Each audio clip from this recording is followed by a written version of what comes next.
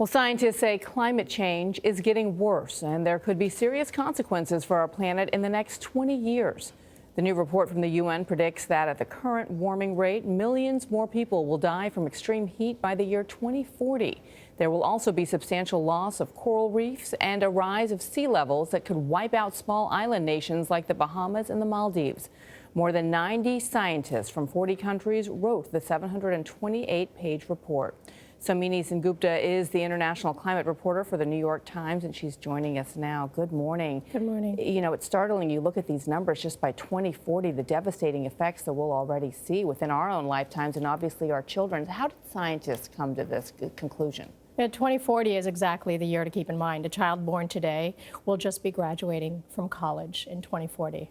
My own daughter will be in her early 30s in 2040.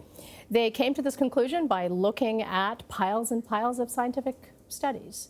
And they concluded that we are warming up the planet by human activity, by everything that we do, so fast that we're reaching the cliff edge a little faster, quite a bit faster. So most of these wounds are self-inflicted by us. What are we doing?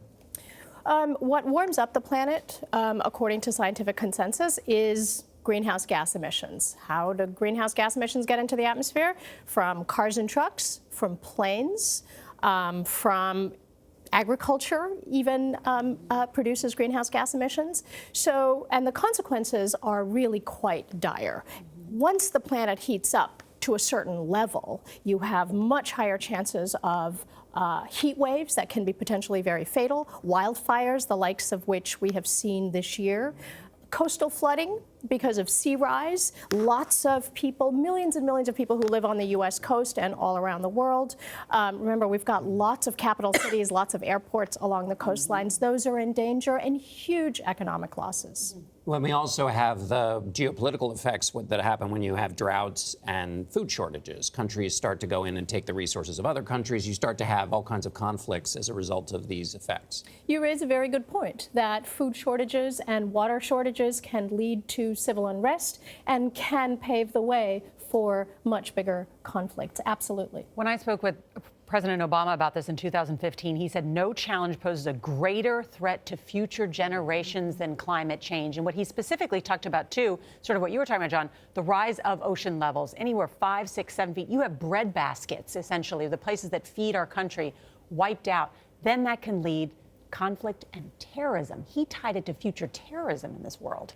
I think a lot of people have known for a long time what the risks are. As one scientist put it to me long before this report came out, she said, this is no longer a wake-up call. You know, we should all be awake. We should all be woke by now on this. Now, the good news is that for a very long time, policymakers, scientists, politicians have known exactly the main things that need to be done, right? So they are hard. They're not easy because it means moving the global economy really quickly, really profoundly. That means weaning off of things like using coal. You and I don't use coal, but the world as a whole relies on coal for electricity, right? It is the largest source, the single largest source of electricity. So it means switching from coal to renewable energy like solar and wind.